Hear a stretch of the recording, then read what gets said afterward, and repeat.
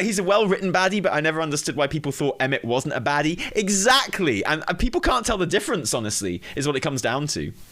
And I think this kind of like genuinely leads into an important thing about, gamers, people, modern culture, like media literacy and critical thinking. Emet Selch is a very well-written baddie. In fact, the Ascians, in general, in Final Fantasy XIV are incredibly well-written baddies. They're fantastic, because they're definitely baddies. And like, I'm not talking Endwalker here, okay? Whatever happens in Endwalker, I don't want to know. I'm talking up until the point that Endwalker has started, all right? So I'm sure there's like all kinds of clever stuff happening in Endwalker which are gonna like undermine all of this and change bits about this. But you know, up until this point, I can only go with the story that's led up to this, and they're fantastic. You know, that the moment for me, and I love Final Fantasy XIV. I think it's a great game. Heavensward is one of the best like video game experiences I've ever had. The 20-hour stream where we finished Shadowbringers was like one of the greatest gaming experiences of my life. Like, I thoroughly enjoyed it. But there's that moment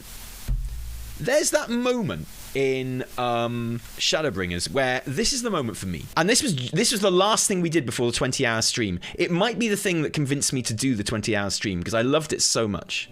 So we're in Amarot, and you know, you have all the shades of all the Ascians walking around the city, and all of these shades have been ignoring you up until this point, and suddenly one of them just starts talking to you and starts just like chatting with you. And you can see my mouse going crazy here because I was going crazy on the other side. You, I think, are from a time beyond ours. Have you followed in the wake of Emet Selch? So this guy has like, this particular Ascian, has this kind of level of sentience. Nay, there is no cause for alarm. I am simply a shade, here and not here. And it's just spine-tingling. I know only that that my name is Hytholadius, and that this city is a recreation, a phantom moment plucked from the well of history. Our new old friend, exactly. And this blew my mind when this scene happened. These others seem unaware of their pale existence, but I wonder if Emet Selch's mind was distracted when it came to my reconstruction. A stray thought would have been enough.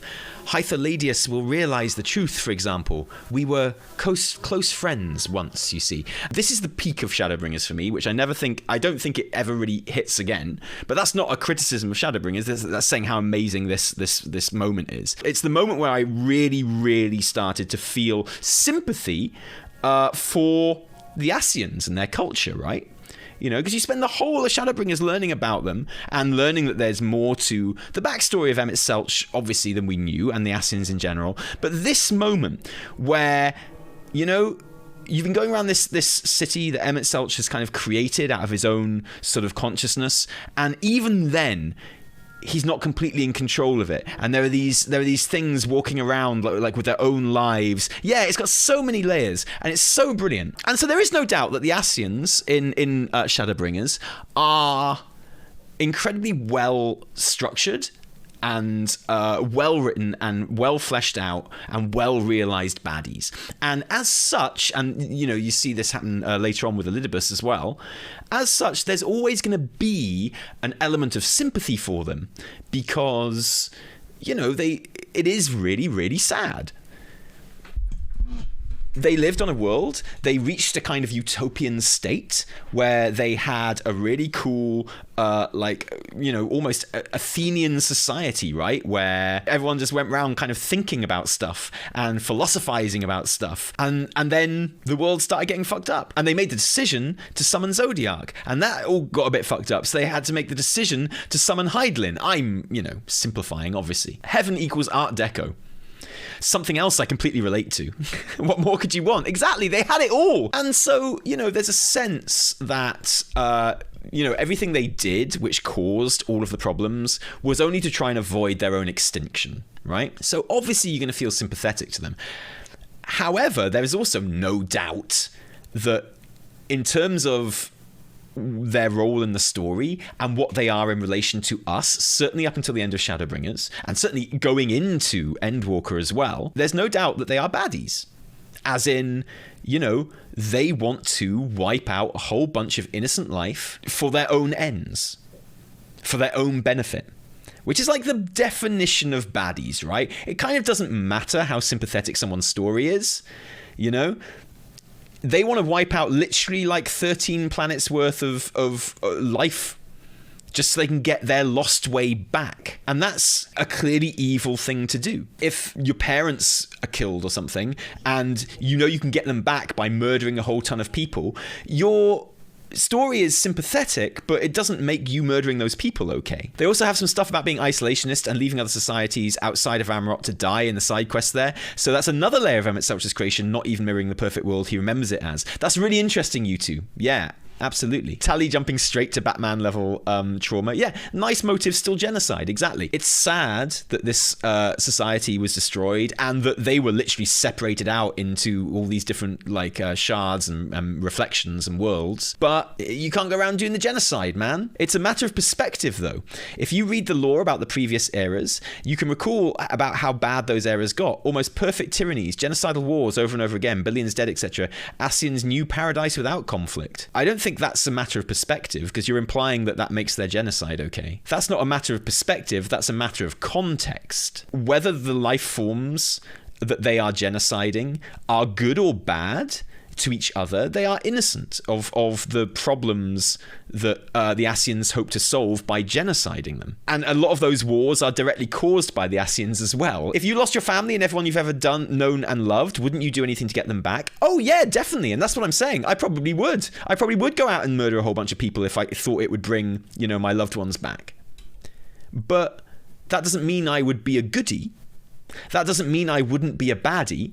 Just because someone has sympathetic motivations, it doesn't mean that you're not a baddie. And that's something that it surprised me that we can have so much conversation about. Because this conversation happened when we were playing Shadowbringers. It has happened since. It happened all the way through my like streamed Final Fantasy play. This thing of people in my chat and outside as well, I've seen it, kind of associate understanding with good.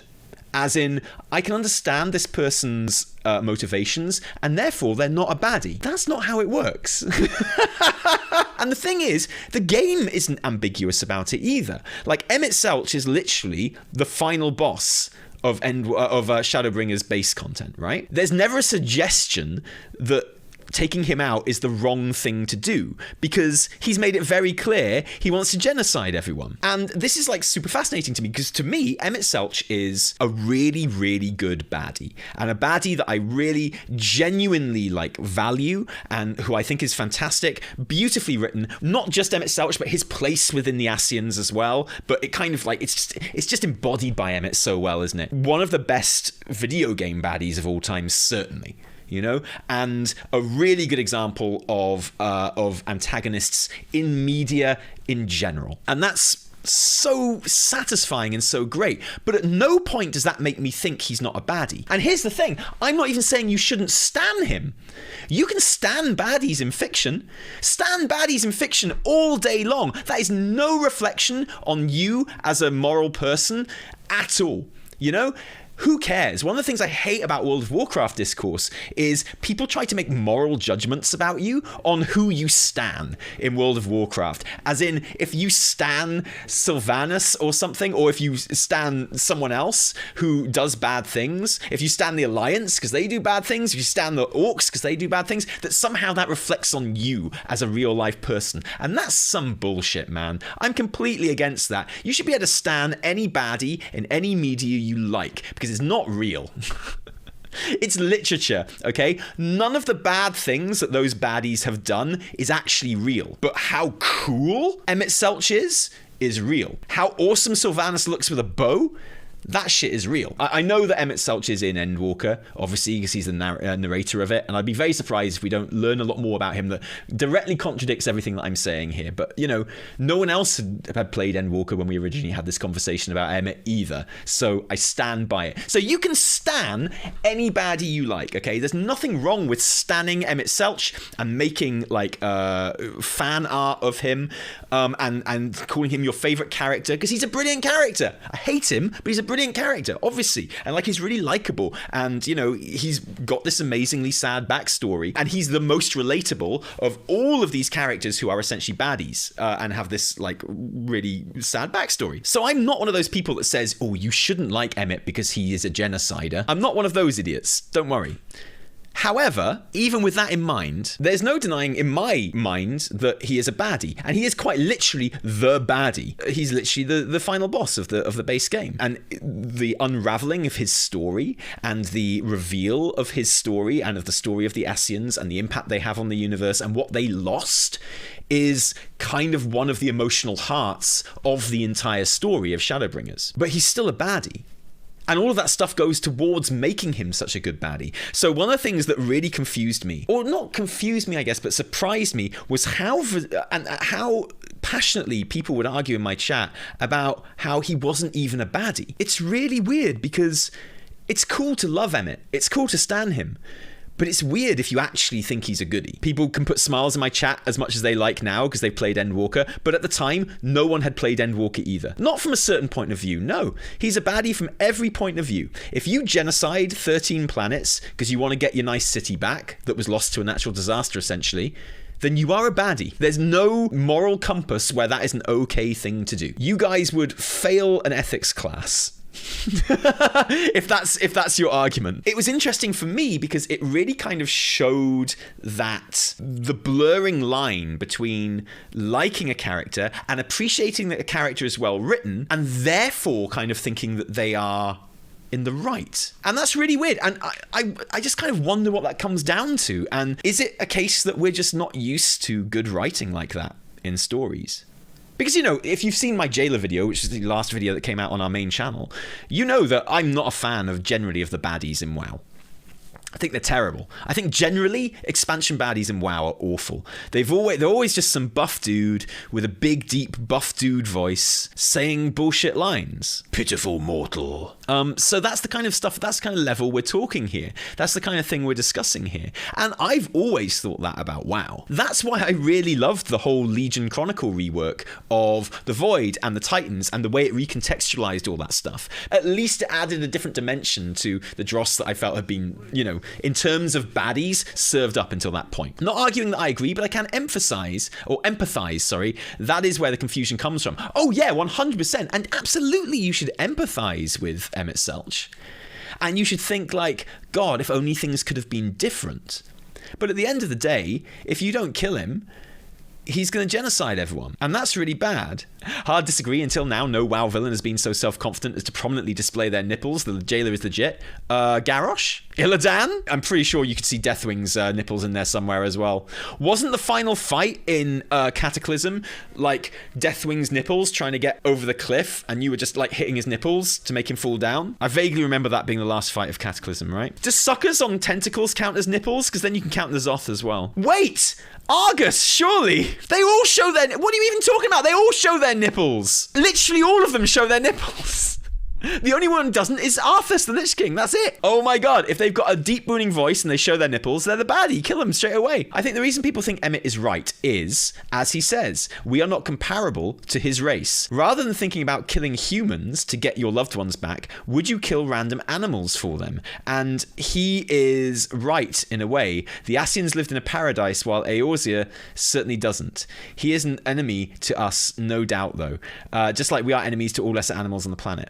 Yeah, I mean, here's the thing. You're right, of course, totally. But, I mean, even as human beings on Earth, you don't have to look far to find groups of people who yearn to recapture a idealized past which was apparently like a paradise, thinking that one of the ways that you can get back to that great magical golden time of, you know, just this... should we just say master race being in charge like the good old days, that maybe they should do a genocide, and maybe that's how you achieve that. We have parallels to that way of thinking, but I get your point, what you're trying to say. If you actually think about it in those terms, I actually think that makes the Ascians worse. You know, if you just see them as having a sad story and like, of course they want to get back what they lost, yeah, then that can actually make you relate to them quite a bit and feel really bad for them. As you're not wrong to do, by the way, when you talk about them in those terms, in that, you know, they see themselves as so superior and literally as a master race compared to all the other living things that now exist in their wake, and that they don't feel that wiping everyone out is even like a moral quandary in any way. That actually makes them worse, doesn't it? That actually makes them even more explicitly bad. I really think that what's confusing for people is that Emet is the hero of the Ascians as we are the hero of the Eorzeans. I still agree that Emet is a baddie. Also, I think the remember us part makes people feel guilty of what we did in a way. At this point in Shadowbringers, I was really hoping to find a way to save them somehow. Yeah, and that's the difference. Yeah, you are not alone in that. And all the way through, once you've seen their story and once they have been humanized to you, even though they are trying to wipe you out, I would say a lot of players are like, I hope there's a way we can save them. And they don't give a flying fuck about saving you. They've already decided the only way to get what they want is for you to die. But all the time you're trying to stop them from killing you, you're like, oh, I hope we can save them. So if ever there was like an example of who the goodies are and who the baddies are, that's it, right? Obviously, it's going to evolve more with Endwalker. Of course it is. But, you know, this is I'm talking about a realization that I had and a conversation we had at the end of Shadowbringers when no one had played Endwalker. I hate comparing the story in Final Fantasy 14 to WoW because it just doesn't seem appropriate. It's like comparing the story in Final Fantasy 14 to FIFA, and it's like comparing the shooting mechanics in NBA to Final Fantasy 14. It's just like they're not fair comparisons because they're not the same type of game. You know, Final Fantasy 14 is built from the ground up to tell stories. You know, criticizing WoW for not being able to tell as good a story as Final Fantasy XIV is literally like criticizing Final Fantasy XIV for not having such good acceleration mechanics as like Forza. You know, they're just built differently. WoW could set up interesting drama if it wanted to. Yes, absolutely. But it could never tell a story as effectively as Final Fantasy XIV can. Because it's not the same game and it's not built to tell the story. WoW as a game and as a machine is just not built to deliver story like Final Fantasy. It could have been. Yeah, okay, so fine. You're right.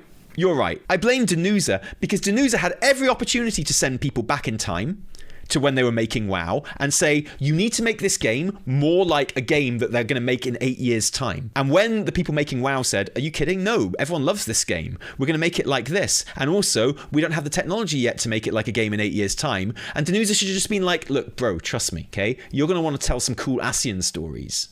So you need to make your game in a way that can actually deliver that story, right? And then the WoW devs would have been like, well, we don't even want to deliver story in this game.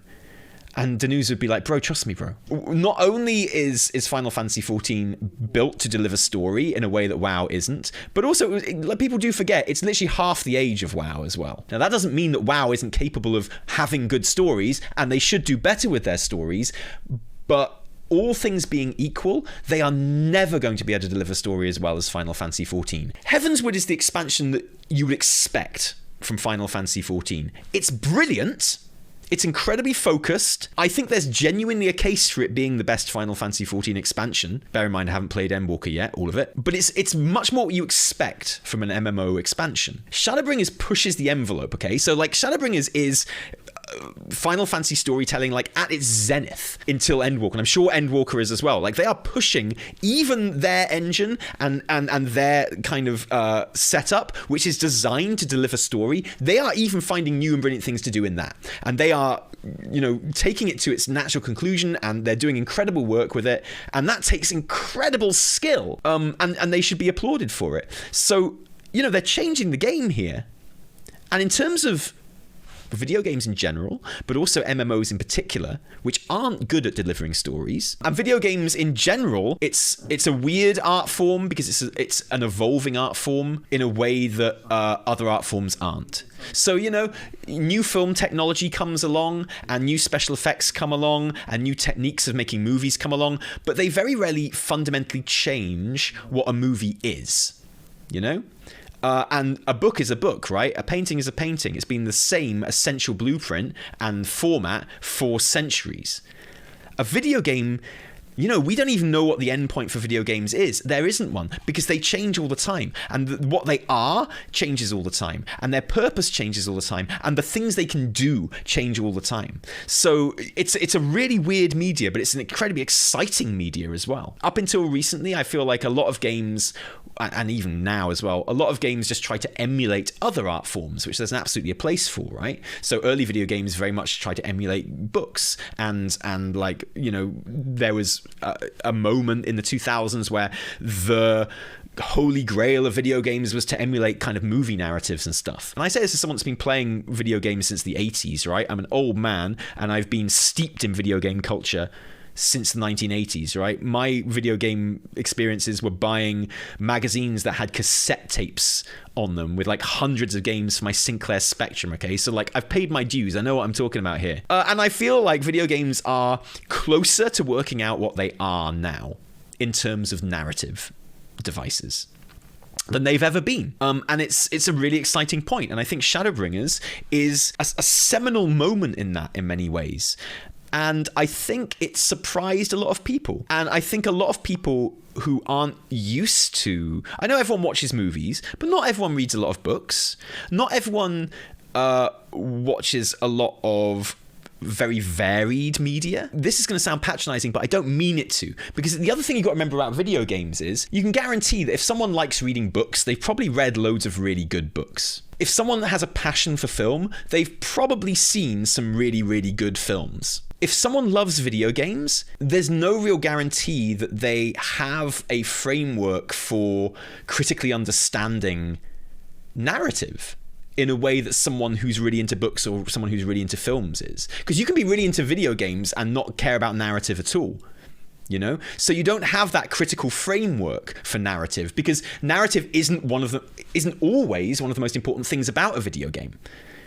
It's almost always one of, like, with very rare exceptions, it's almost, and good exceptions, it's almost always one of the fundamental parts of a book or a film, but it's not always an important part of a video game. So not all gamers have that framework. So when they come across something like Shadowbringers, which is genuinely good literature, they don't always have the framework to appreciate it. That doesn't mean they don't understand it. That doesn't mean they don't like it. I think that the Ascians are an absolutely awesome example of baddies in a video game done right. It's also an awesome example of trusting your writers. I feel like WoW doesn't trust its writers. You've had Metzen, who was kind of in charge of franchise and formed everything, and it feels like everyone has just been under his shadow ever since, and no one's been allowed to just take the narrative by the scruff of the neck like the Shadowbringers writer was and just do their thing. A lot of people are so unused to baddies as well realized as the Ascians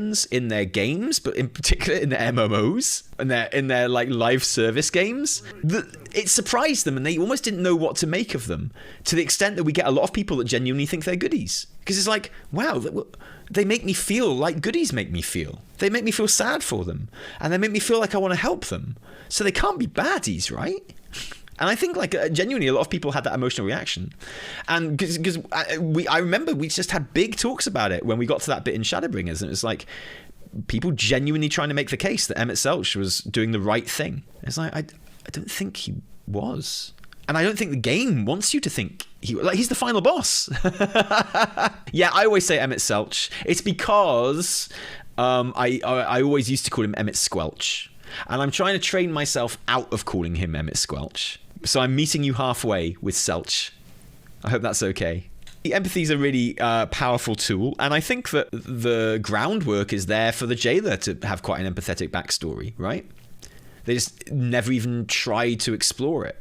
Same with lots of baddies in WoW. There's the potential for any of the baddies in WoW to be well-rounded and well-realized.